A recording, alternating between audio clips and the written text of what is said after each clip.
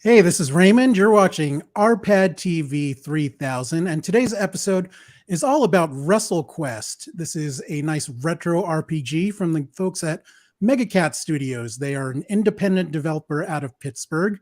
I won't hold that against them. They made a cool beat 'em up called what is it? Coffee Crisis.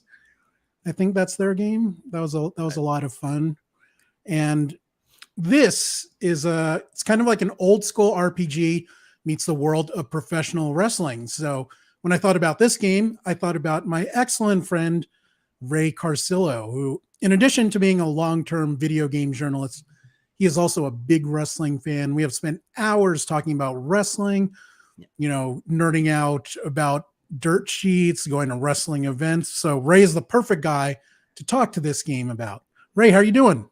I'm all right, Raymond. How are you? Thanks for having me on the show again. Yeah, thanks for joining me as always.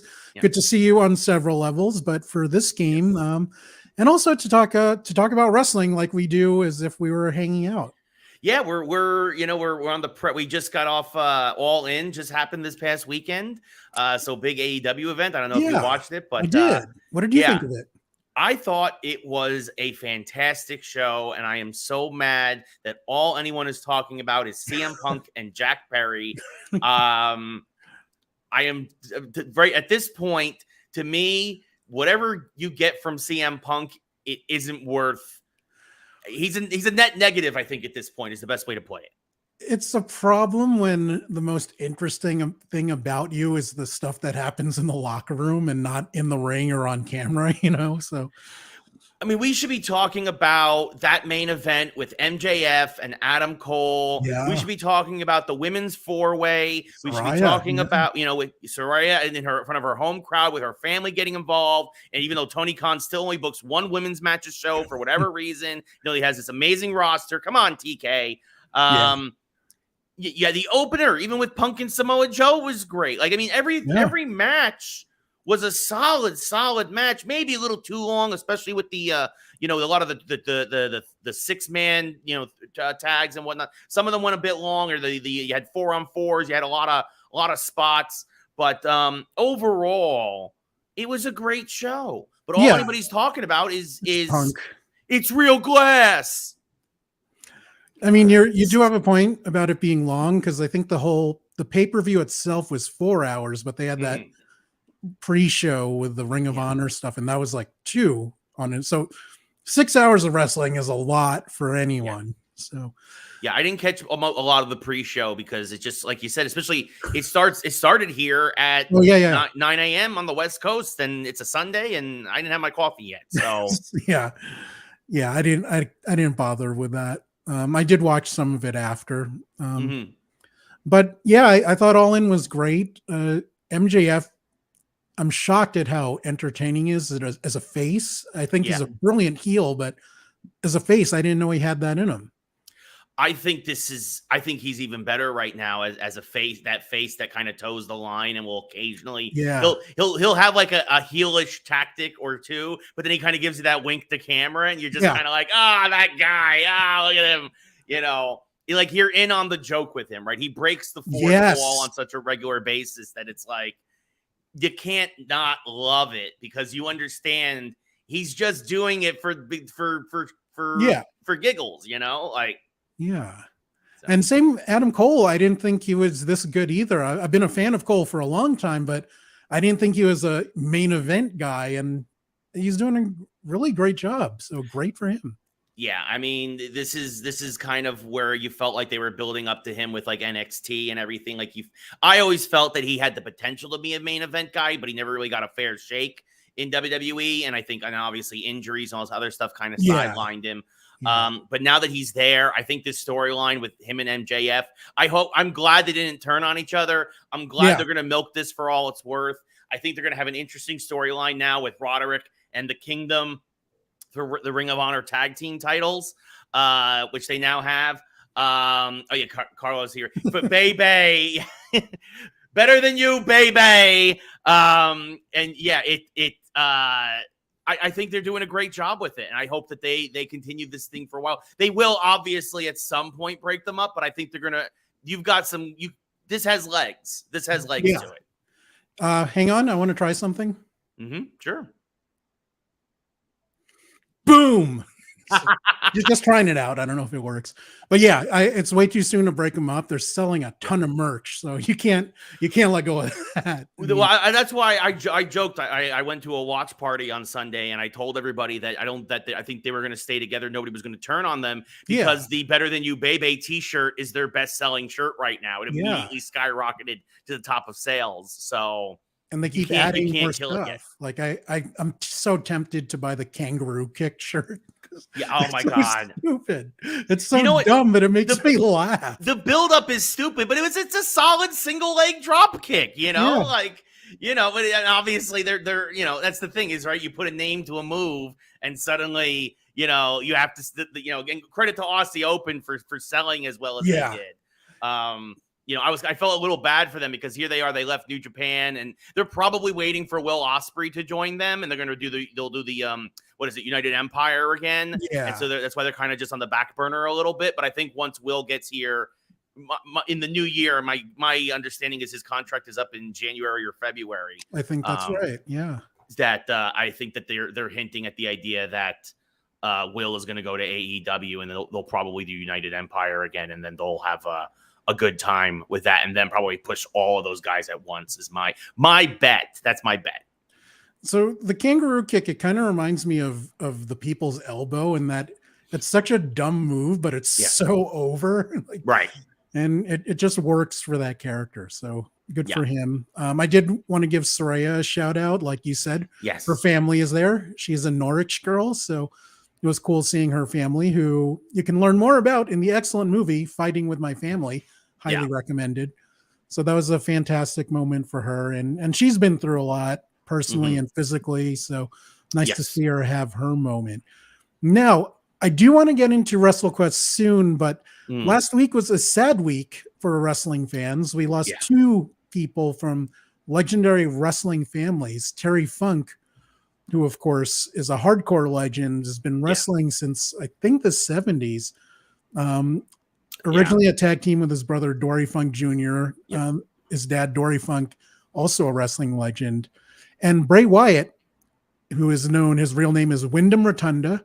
He is the son of Mike Rotunda, who people might know as IRS. His name is Wyndham because Mike's best friend is Barry Wyndham, and Mike Rotunda's wife is also from the Wyndham family, so that makes him the grandson of Blackjack Mulligan as well. So these are both big wrestling families. Terry Funk, of course, had a long life. You might recognize him for some movies like Roadhouse and what's the arm over the top? Over the top, yeah. Like, what's that arm wrestling bullshit movie? I love that movie. It's so dumb. So he was one of the first wrestling guys to cross over to mainstream movies that I can think of. And Bray Wyatt was young. He was only 36. Yeah. And in such a short time, he made a tremendous impact with a really unique gimmick. Some of the most interesting promos that I've ever seen. Just a really creative guy. Obviously, he knows what he's doing in the ring because his family taught him well. Now, what are some of your favorite memories of either of these guys? Let's start with Terry first. Yeah, so I mean, Terry, for me, probably like a lot of folks around my age, I know Terry first from ECW, right? And obviously the great matches he had with Mick Foley, and then of course he went over to WWE and then teamed with Mick, and whatnot. But I think that just the lengths he would go to, the how he would, got the fire, the barbed wire, the thumbtacks, like everything you could imagine. That he did, and there's a reason why he's the hardcore legend. And you mentioned his he's one of the hardcore legends. He was a world champion. He had the 10 pounds of gold at one point. Because before he became a deathmatch savant, he was again a fantastic technical wrestler. He was a bit of a pretty boy, right, in the 70s, and then he was a world champion. And to show that he was able to change his gimmick, change who he was, that is what the greats do.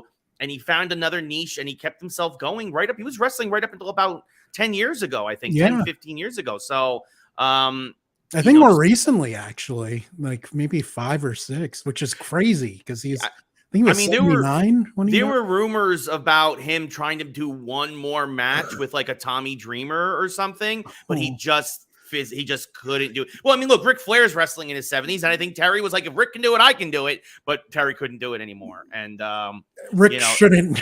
And Rick shouldn't. Yes, Rick shouldn't, to be fair.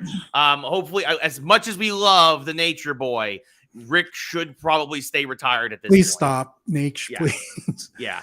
But yeah, I mean, for me, Terry, it's obviously it's those first matches in ECW with Mick, and then later tagging with Mick in WWE, and just one of the best. So there's a Terry Funk moment that's a little bit before you started watching him. He was already older at this point. I think he was either late 30s, early 40s. Mm-hmm. Flair had just gotten the belt back from Steamboat and was doing a post-match promo. Terry comes in and he's like, "Congratulations, Rick. Can I please have a match?" And he starts banging him. And Rick is just kind of brushing him off, but trying to be polite. Yeah. And then Terry just snaps, attacks him, pile drives him on a table. And then he said something. The line itself isn't much, but the way he delivered it, he's like, "This is the guy you love? This horse tooth banana nose jerk." And he sold the hell out of that insult, and it just worked so well. Yeah, no, I mean, he had a great rivalry with Flair too, like a lot of guys did from that era. And I again, it was a little before my time, so I didn't see it, but we know of it. Obviously, again, the stories they carry on. Him and Dusty Rhodes too. You know, like it's just I mean, Terry had a long and glorious career, and he lived a very full life to the age of 79. Yeah. So yeah. And Bray, on the other hand, wasn't with us for as long, but he made a big impact on quite a number of people. What did you like about Bray Wyatt? Also formerly known as Husky Harris. I was gonna say Husky Harris, and you mentioned Wyndham Rotunda, obviously also the real life brother of Bo Dallas, right? Another Rotunda who I believe has it been confirmed that he was in the Uncle Howdy mask, that it was him. I don't know, but I've heard that so many times that I accepted it. You know, no, that's kind of like me. I thought I wasn't sure if that had been confirmed, but either way, no, I mean Bray. I mean, talk about a guy who also reinvented himself several times in a shorter period of time. You know, passing away from a heart attack at 36 after complications from COVID, I think was what they said. Just God, I mean, that was like literally on back-to-back days. That was Terry was sad. Bray was a gut punch. Right. Like that was just Terry lived a full life, you know? Yeah. And I mean, Bray leaves several young children, a young wife. It just, she's now a widow. It's just, it's always tragic when somebody leaves us too soon and something that just came out of nowhere. Cause everybody had said that he had been doing better. He was getting closer to getting back to being greenlit to go back in the ring. And then this just came out of nowhere. And it just, but I mean, for me, gosh, I mean, when he first put on the Fiend mask, the Firefly Funhouse, obviously, when he first showed up and everybody started doing their phone lights with as the Fireflies, him with the Wyatt family as the patriarch with the rocking chair, like just God, he just was so brilliantly intense. And they say that the brightest flames burn out the quickest. And it feels like that this was kind of one of those cases because he was one of those guys. And I think there's not a lot of them right now in WWE that he didn't need the belt to be interesting. Yeah, he didn't need a title for you to get excited to see what he was going to do next. They put it on him a couple times, but he didn't, much like The Undertaker, right? Like he was never going to be a guy who was going to have a bunch of reigns, right? They would put it on him when they needed him the most to have it, like for the company, but he didn't need it. He was that good on the mic and in the ring. The Sister Abigail, such a unique finisher, so in line with his character, and then obviously Mick Foley passed on the mandible claw to him as a submission hold. Like he was a superstar in every sense of the word. and it just absolutely heartbreaking that he's gone so soon. Yeah, it's sad that we lost two wonderful people in the wrestling community, and we would love to hear more about what you think of Terry Funk and Bray Wyatt. To celebrate their lives, please share some of your memories. Leave a comment on Facebook, YouTube, or drop us a tweet. All my socials are up there. Now, let us get into the matter at hand, which is WrestleQuest. Now, in a few minutes, I'm wearing my Sergeant Slaughter shirt in honor of it. Excellent. Excellent. In a few minutes, give me a quick overview of your thoughts on WrestleQuest. So, WrestleQuest is an interesting game because it is clearly a labor of love. You mentioned it's a small indie studio, you know, and I think that there's a lot of indie aspects that leak through in a not good way with this game. Yeah. There's you know, I mean, in the 11th hour, they found a save game bug that literally delayed the game 2 weeks. and the reason why I start off with that is because for me, as much as I wanted to love this game, there were so many technical issues. I counted 6 game-breaking bugs in my first dozen hours. I had to go back and reload saves constantly. There's a lot of rough edges. You know what I mean? And I think that again, small team, not exactly a lot of money probably for QA, you know, and some basic stuff that you would see that obviously a larger studio would not probably, not never, but it's less likely to happen in a larger studio when it's like order of operations bugs. Like there's 2 switches in a junkyard early on. If you hit the one switch, you can't hit the other. But if you and I had to do this, reload the save, and then you like hit switch A and then hit switch B. Why can't you hit switch B and then hit switch A if I can have the two? It really just felt like some really basic, glaring technical issues that in modern gaming is really just unforgivable. And it's really sad because it takes a game that I would otherwise recommend to hardcore wrestling fans. Right. And makes me wait for a few patches, wait 6 months for a sale, or have an infinite amount of patience and save frequently, because it's got that many issues with it where, you know, I mean, I lost an hour of progress because there's one point where you go down and you team up with a character called the Luchador. Obviously, is a take on luchadors and whatnot. And a tribute to those guys, obviously, like the greats like Rey Mysterio and whatnot. And you have to find his 7 lost children. If you find the children in the wrong order or you move things around in the wrong order, you end up locking yourself in a room. And it's just like, this is not fun when I have to now reload a save and redo 40 minutes of work. Yeah, my feelings are almost exactly the same, Ray. I love old school RPGs much more than modern RPGs. I love pro wrestling, obviously. Yes. As I started the game, I love puns, and I'm like, this game has so many puns. There's some are clever, some are awful. I love them all. Yeah. But I ended up only really liking the game because a lot of what you said, mostly because of the bugs, partially because of game design, which I'll get into more specifically later. But I didn't love this game, and I really wanted to.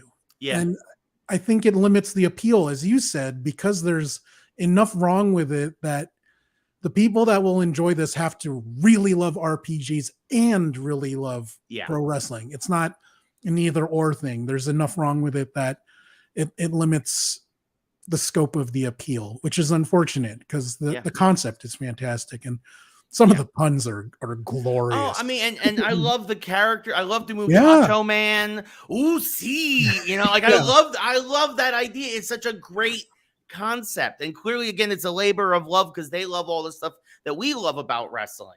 But there's a lot of gameplay mechanics I didn't like. And I know at some point, like obviously everybody comes together, but for a long period of the early game, they keep bouncing back between multiple protagonists. Yes. Which I was not a fan of. I just wanted to stay with the Muchacho Man. I thought that was the more interesting story. The other character, Brick you didn't like the Logans. You didn't No, I mean, look, I get it's a tribute to the Hearts, obviously, and Brett and Jim the Anvil and all of them, and Owen and all of them. But I preferred personally. I thought the Muchacho Man story was a lot more interesting.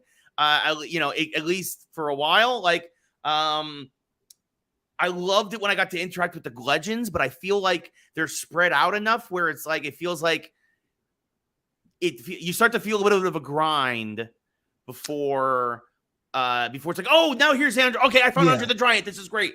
Oh, I found the Road Warriors. Fantastic, right? Like, and you unlock these guys as their legendary summons in the game, which are basically like a one-hit knockout for most enemies, which is also a ton of fun.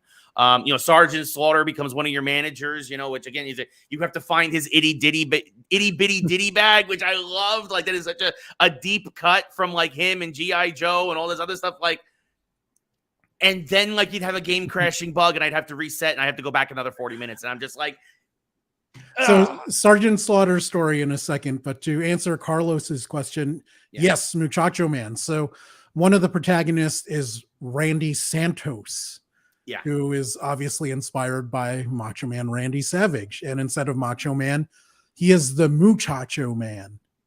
Yeah. You got it, as MJF would say, bro chacho.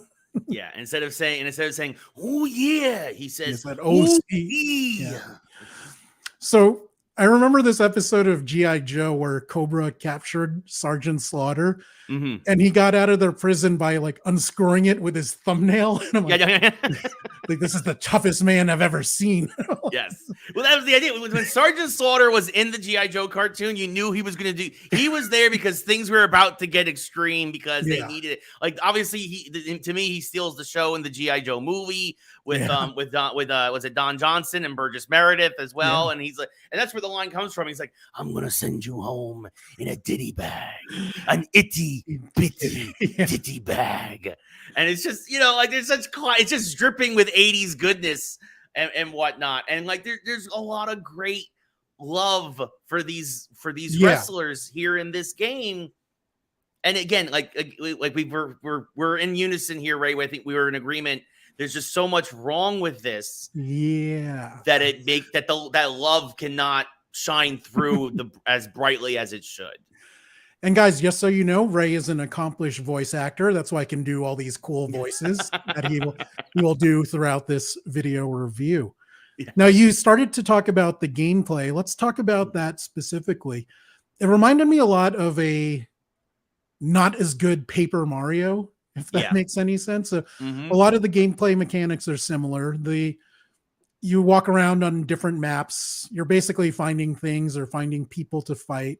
And when you do fight, it's a turn-based system where you pick your moves, but there's also timing and button presses to maximize damage or to dodge or to do additional damage, stuff like that. So that's what I mean when it reminds me of Paper Mario. But that said, it's not as smooth or it doesn't work as well as Paper Mario, which is weird because Nintendo has been doing that style of game for more than 20 years. I think the Paper Mario was a 2000 release. Super Mario RPG was late 90s, maybe 97 or so. I want to say 96. Yeah. That sounds good. It's one of those. Yeah. And those games both do it better than this one in 2023. Yeah. So that's What did you make of the gameplay? Yeah, no, I agree completely. I found it to be first of all, I found it to be very repetitive. I found it to be I feel like that's what I think it is. I think a lot of the battles go on too long. That even when you're powered up as Muchacho Man or Logan, one of the Logans or whatever, you're still having to do 3, 4, 5 rounds of turns and taking needless damage before, like, whereas in Paper Mario, you quickly get to the point where you can one hit KO a lot of enemies because it wants you to keep going. It wants to keep that pace fast and frantic. Whereas with this, if you go into a battle, like very early in the game, I'm like, I'm trying to avoid battles now, even though I need to level up because they just take so long. It's funny.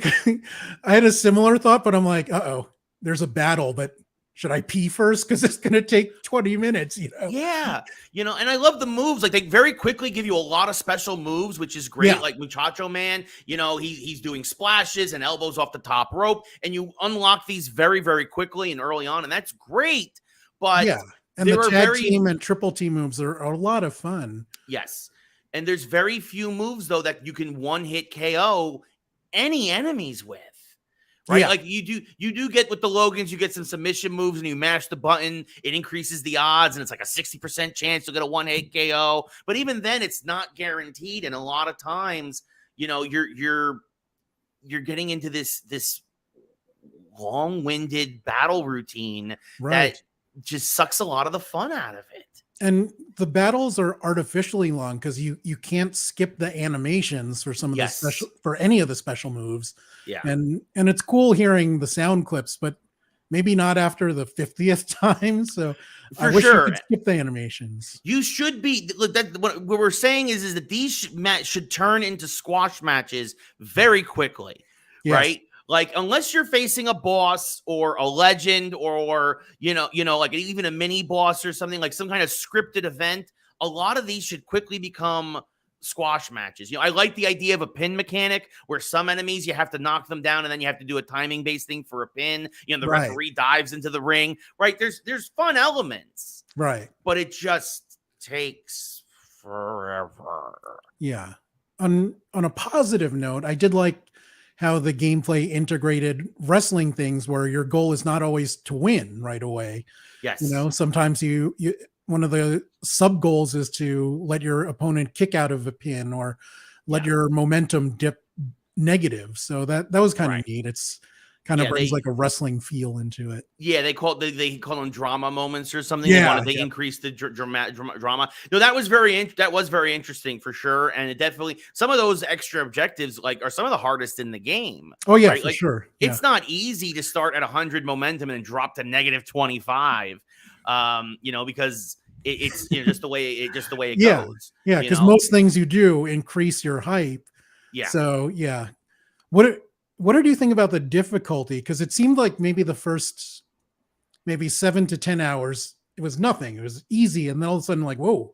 Yeah. It's kind of hard now. And not super hard, but it just went from like 0 to 8 out of nowhere. I really felt the same about right around the Sergeant Slaughter after getting his itty bitty ditty bag and then going down with Luchador and whatnot. I felt that's when things really started to take a turn, especially, and this is another thing I didn't like. I love that you're constantly adding to your stable. I love that you're constantly adding characters, but I hate that every new character you get starts at level 1. Why? Like, that is terrible balancing. Like, when my Muchacho Man, I forget his name, the Finn guy with the hook or whatever. Right? My Muchacho Man was level 14, and now I got level 1 guy in my party that now it feels like I have to grind to get a few levels on this guy if I want to use him at all. Yeah. And even then, people are coming and going constantly in your stable. The levels don't scale. Yeah. And that is like a classic. That's like we fixed that 30 years ago in gaming. Like, we figured out that's not that people don't like that. And yet these guys made a really classic. I'm not going to lie. It feels like a mistake, in my opinion. I mean, is it too retro? I mean, you don't have to bring back everything from the past. Yeah. Nobody talks about Final Fantasy 1, right? So. Now, in the overworld map, it's slow moving from location to location, and there's nothing to do. So I would have liked the pace to have been faster. You can walk faster. I don't know why. How about fast travel? Fast travel has been brilliant. Right from the beginning. Like, give us fast travel. Because you're just like, it does nothing for you to be hitting right just to go all the way over there. Yeah. I mean, that doesn't add anything to the experience. Yeah. Again, it feels like, to your point, Ray, I think you said it perfectly. They went too retro. Too retro with the thing. And they lost a lot of modern mechanics and things that we, now consider normal. Yeah. But the graphics and sound were pleasantly retro, I would say. I love the visual style of the game. Yeah. The character designs are very cool and full of puns. Like like you said, Luchador, that name just cracks me up. Yeah. Randy Santos. I don't know why one of the guys inspired by the Hart family was a moose, but it's funny. Yeah, Stag Logan. Yeah, he's a hockey playing moose that also wrestles. Sure. Yeah. So the concept, this is like a toy world. The WrestleQuest world is so it's kind of like a Toy Story thing where some of the characters think they're real wrestlers, and they're kind of like have that Buzz Lightyear thing going on where they don't know reality from that toys. So and that's the interesting too is that like the Logan family clearly know it's all a work, it's all scripted, and like Muchacho Man is like it's like a script. He's like a scripted wrestling match. Nothing is worse. That is terrible. You dishonor us all. Like I thought I enjoyed that. There's definitely and obviously that underpinning storyline carries on throughout, so let's jump right into that. The storyline actually surprised me. I did not expect as much nuance, and it's not Shakespeare or anything, but there was a lot more story wise than I was expecting, and twists and turns, which did not expect at all in this game. Betrayals and new friendships and underhanded tactics. It was worthy of a wrestling script. It really was. They did it. And again, it shows their love for the sport of wrestling, right? It really does show that the guys, Mega Cat Studios, right? Who it shows that they care. And I appreciate that. And you appreciate, wrestling fans will appreciate that. Yeah. I think that they, I thought the writing, like you said, it was pun filled. It worked. A lot of the characters were surprisingly fleshed out and had depth to them. And a lot of the worlds and areas had really interesting NPCs. Some more than others, right? The dancing broccoli was whatever, but like, there was some really interesting, and you had some interesting choices, right? You had choices about what managers to take and who to side with, how to be a face or a heel, and like different moves would unlock if you were a face or a heel. And I think that they did a really good job of really leaned into the wrestling aspect and did a good job with it, I think. I thought the story was fun. Especially when I wasn't getting to a section that I had to repeat again. I'm sorry, I'm going to keep harping on that. To me, that's a cardinal sin to me. Well, we'll save that for the end. I want to talk about what we liked and didn't like, but let's stay positive first. What did you like about WrestleQuest, Ray? You mentioned the graphics, you mentioned the sound design, you mentioned all that stuff is great. I think the tributes to old school wrestling, I think it really has a good core here. There's a good heart, and the love for wrestling definitely shines through. I think I think the combat was good. I just think the pacing was bad, but I think the combat was good. So I think those are definitely the things that shine through the most for me. We have a comment. Have I been able to pile drive my way into action?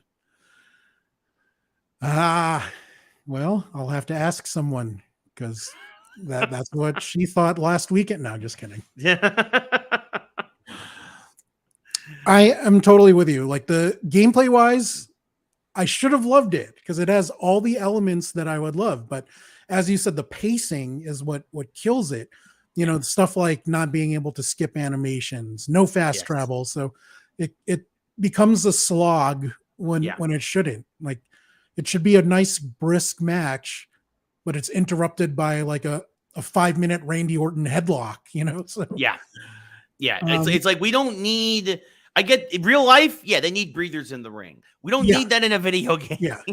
But I'm supposed to be sticking in positive. So I like the concept of the gameplay. The writing was fantastic and really surprised me. I will say it's the best written wrestling game since SmackDown versus Raw 2008. Look that up on IMDb. Did you write on that one, right, Raymond? Yeah, I did. How convenient. That was a really good. It was a really good game, though. I'll give you credit. Yeah. All right. And as you said, it really shows how much they love the game, not just from the classic wrestlers, but I was surprised that they included people from the dirt sheets. You have like Yeah. Meltzer and Conrad Thompson. Yep. So guys that do Brian Alvarez, guys that write wrestling news or do wrestling podcasts, they're all characters in the game, which I did not expect at all. So well, even like just YouTubers and stuff like Angry Joe or whatever, like they're just folks who just have wrestling fans in the community who have a following, like make appearances. So yeah. So that is very cool. Yeah. Now, what is not very cool, as I said, the pacing, some of the things like no fast travel, no skipping animations. But the bugs, man. Oh, there were a few times where I would forget to save for maybe 90 minutes. Yeah. Get a game-breaking bug and be like, fuck my life. Yeah.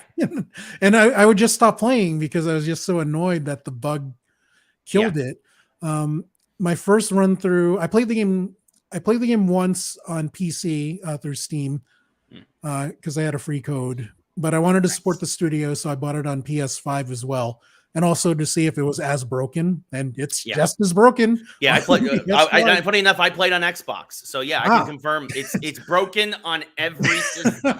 We can confirm that now. Raymond played on PC and PS5, and I played on Xbox. We can confirm it is broken across the board. Yeah, I mean, those are the biggies for me. I imagine it's the same for you. Yeah, the pacing is all off. I think, they went too retro with a lot of that in that regard. And I think just the technical bugs, because the same as you, I would get I'd forget to save for like an hour, right? Because you finally get into a rhythm at some point. Yeah. Right. And then you do something that in any other game wouldn't matter what order you did it in. But here, for whatever reason, because you went 3-1-2 instead of 1-2-3, the game is like, oh, you wanted to go back to that room? No, it's sealed off now randomly. Yeah. But I need to go back to that room. Well, you can't now because like, and you're just that is to me, that is a cardinal sin, and that is maddening for me. Yeah. Especially as many times as it wasn't a one-time thing. Again, it happened to me. I marked it down, and it was happening to me on an average of like once every 2 hours. Oof. I did not write it down, but that sounds correct and very unfortunate. I mean, you should not have to go through that with proper keyboard. Literally 2 steps forward, 1 step back. Literally. And I like Mega Cat Studios. I think they do cool things, but if you're going to be charging $30 for a game, I mean, it shouldn't have this many game-breaking bugs. It's that simple. Yeah. It's that simple. On an interesting note, this is one of the first games I saw that works on Netflix. So you can actually play through Netflix. One of my friends is actually playing that way. I haven't heard about the bugs yet, but I'll ask him about it. So let us give the game a score using a scale of 4 turnbuckles with halves. I just made that up. But yeah, let's go with that. So what would you give this game, Ray? I guess 1.5 turnbuckles. Oh, damn. Yeah. Wow. Well. Here's how I look at it. As Raymond mentioned at the top of the show, I used to write for Electronic Gaming Monthly. I used to be a reviews editor. I have a long history of doing reviews and reviewing games. I did over 550 at EGM, and I still do mock reviews and whatnot for people behind the scenes and whatnot, and let people know and whatnot. I did not do anything for Mega Cat. I'm available, Mega Cat. I can help you. I can help you in your next game. I'm available. I'm a very fair rate. But we always used to go that 5 was the average. And because of the bugs, because of how broken this game is, this game goes from being above average to well below average. Like if this was on a 10-point scale, it'd probably be a 3 because because when you have that many when you have that many game-breaking bugs, you can't score well, in my opinion. And it feels like I found every single freaking one of them. So if your QA team needs some help too, Mega Cat, I'm happy. Again, I have a very fair rate. But yeah, so 3 out of 10, or again, I would say 1.5 out of 4 turnbuckles. Okay, I'll give it 2. I mean, there's enough that I should love, but it just killed by the bugs and the pacing that this game should not frustrate me, but it does, which frustrates me even more. Exactly. Because I want to love it. We should love this game. We should be championing this game right now, and we can't in good conscience because it is so broken. It is unfortunate, but hopefully, do you think it'll be patched enough to make it playable? Or I hope so. And honestly, I want to go back to it. Right. I hope that at some point they get their stuff together. You know, again, like a bad sign is too, like in the 11th hour of your game, you suddenly delay it 2 weeks because you found a save game bug. Thank goodness they at least fixed that before launch, because if I had been 40 hours into this and then lost everything, I would have blown a gasket. Like, that's a nice way of putting it. I probably might have gone all the way back to Carlos. So they delete. Yeah, delete. This way. Yeah, delete. Yeah. Carlos, I have not deleted it from my hard drive yet in the hopes that they patch it. Yeah. But boy, oh boy, is it right there. They test you, don't they? So. Oh yeah. Yeah. Oh yeah. Oh yeah. Oh, the cream of the crop rises to the top, but there ain't no cream here, baby. No, sir. Can you do a Slim Jim commercial? Step into a Slim Jim. I'm glad they brought that back too. So yeah, those are our thoughts on WrestleQuest. I'll leave it on my hard drive as well in hopes that it'll be patched up. I think I'm done with my second playthrough for now. It's just I don't want to aggravate myself now that we've done the review video. You know. Yeah, no, exactly. I think at this point I'm moving on to something else. I'm going up to PAX tomorrow. By the way, folks, if you're in Seattle going to PAX booth 2930, feel free to swing by. No, tell the people out there what you'll be doing. You're free to plug anything, my friend. Oh, yeah, I appreciate it. Yeah, so I will be at PAX for the next several days, working at 20 Below Games. They have a booth there along with Scooty, which is a video game. It's a marketplace that sells products that cater more towards gamers. What's great is that if you buy stuff from Scooty, you get rewards points that you can then convert into some mobile games. And they're adding new mobile games all the time. It's a really interesting thing. It's kind of like, this is like the ground level, and they're hoping the rocket ship will take off. So this is their first big convention. I'm helping them out there at PAX. So yeah, 20 Below Games. They have a mobile game called Rock Out and Scooty, which you can download on the App Store and on Google Play right now, and you can sign up for an account. So tell them Ray sent you. Rock Out with your block out? No, so it's kind of a Rock Band-esque game for your phone where it's they've got like legit music, but you're just kind of tapping away, and it's like it's a rhythm game basically on your phone. So but there's gonna be other games we're gonna show off there with the Scooty capabilities and whatnot. So definitely if you're in Seattle and you have a badge to PAX, and you feel like swinging by 20, we're going to be doing giveaways too. We got like Sony headphones. We got like some really like cool stuff that we're going to be doing. So all kinds of stuff there at 2930. A little birdie told me if you stop by the booth, you might get like a. We're giving away some coasters with QR codes for coupons for the store. You get 15% off your first purchase, and it looks like a Scooty coin, which is the logo for Scooty. So. And we're gonna have like a little lounge area there with a couch and a neon sign. You can kind of put your feet up, and if you sign up for Scooty, you get raffle tickets and can win some great prizes. We're doing some JBL portable speakers. We got some Sony headsets. We got some laptop bags from Toomey. We got some Jisoo Life fans, neck fans, which I think people will really enjoy. And we're bribing you to sign up for Scooty. But so seriously, come on by. It'll be a good time. PAX is going to be a lot of fun. It'll be awesome. You can get some Scooty snacks. Yes. You could win some John Bradshaw Layfield speakers. I think that's what they're giving away. We did want to answer questions about the game. We have one here from Carlos. Mm-hmm. Does each protagonist have a different storyline? Or since it jumps, is it one big cohesive story? It is not cohesive.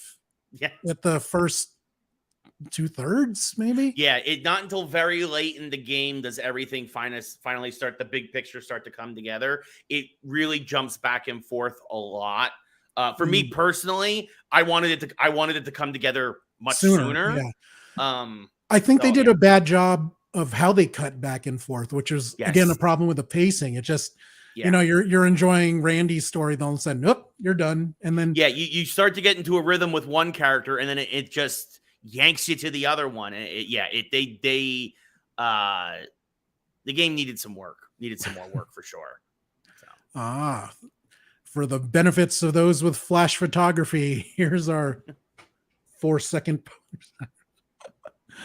I don't have the patience for 5 seconds anymore. Yeah. That's what she said. So, so guys, if you are in PAX, if you're in Seattle, drop by Ray's booth. Yeah. Do visit Ray on Twitch. He is Ray Carsillo on Twitch, Twitter, on every social media platform you could think of. I enjoy his Twitch stream a great deal. He often plays baseball, and it's just nice, relaxing. Get to catch up with my friend Ray and try to make him laugh with some bad jokes as he streams. I appreciate it. I always appreciate it, Raymond, whenever you can swing by and give some levity to the especially the trolls who sometimes find their way into the chat. But that's Twitch, So you had a weird one, like maybe 2 times ago when I was on, when that guy like almost doxed you or something. That was weird. He threatened to, somebody threatened to swat me. That's what it was. Yeah. And it was just like, what? Like, what are you doing, dude? Seemed random. Yeah, that's Twitch. So it takes a village, I guess, or something like that. I don't know. So guys, please check out Ray's stream. Follow him on Twitter or the social media platform of your choice. If you like this review or any other content that I do, my socials are up there. Please like, subscribe, hit the bell for notifications and all that good stuff. If you really like what I do, you can pick up some RPadTV merch available on Amazon stores around the world. I think right now we're on US, UK, Japan, some other European countries. You can find direct links at rpad.tv/merch. If you really, really, really like what I do, get me a date with Taylor Swift, and you'll be my friend for life. You want a pile driver, right, Raymond? I will treat her very nicely. Going back to that comment from yes, from Maria. But guys, thank you so much for watching our WrestleQuest review, and we will be back next week. Thank you for watching RPadTV 3000. Say goodbye, Ray. Goodbye, Ray.